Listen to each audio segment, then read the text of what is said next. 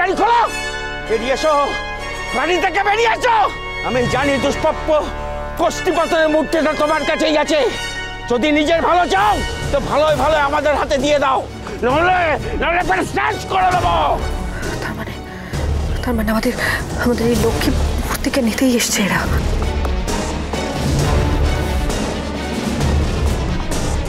ওটা কথায় কাজ হবে না দেখছি।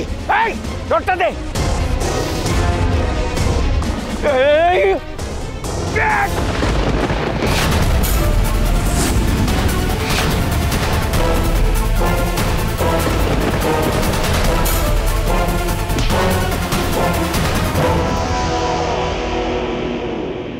কাতলা, গুড জব কাতলা, good job, very very good job. এত দিনে তুমি একটা কাজ করেছো।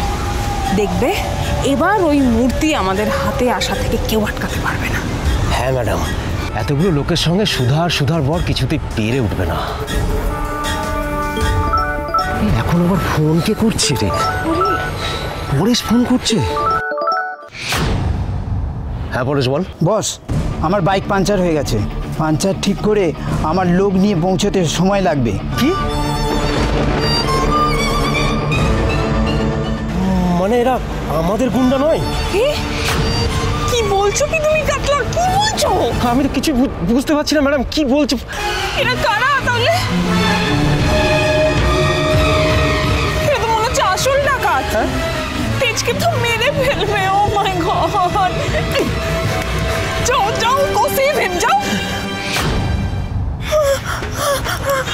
দেখুন আমরা আসলে আপনাদের সাথেই দেখা করতে যাচ্ছিলাম। সত্যি আপনার সাথেই দেখা করতে যাচ্ছিলাম, সত্যি। দেখুন এই প্ল্যানটা তো আমাদের ছিল। আপনারা মাঝখান থেকে উড়ে এসে জুড়ে বসেছেন, ভেতরে ঢুকে পড়েছেন। এটা তো ঠিক কথা নয়, তাই না? আমার কাছে একটা ডিল আছে, শুনুন ভালো করে। এই মূর্তিটা বিক্রি করে যা টাকা পাওয়া যাবে সেটা আমরা 50-50 মানে অর্ধেক আর কি শেয়ার করে নেব। চলবে তো? তাহলে ডান ডিল, পাক্কা?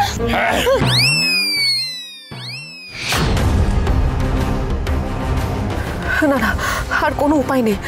তেজকে বাঁচাতে হলে আমাকে সামনে যেতেই হবে। আমাদের বংশের এই মূর্তিকে আমি কিছুতে ডাকাতের হাতে তুলে দিতে পারি না। তার জন্য যদি মিথ্যে পথ অবলম্বন করতে হয় তাই করব। শুধু তুমি আমার সাথে থেকো ঠাকুর।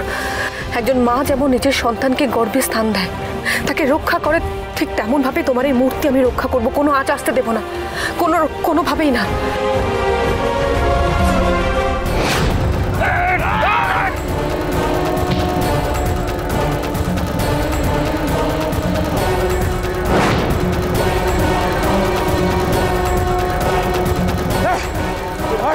এবার কোথায় যাবি?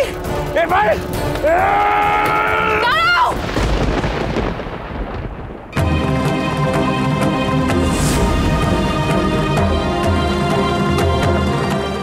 সুধার লক্ষ্মী লাভ শুভ বিবাহ প্রতিদিন রাত 10:30টায় স্টার জলসায় ও ডিজনি প্লাস হটস্টারে।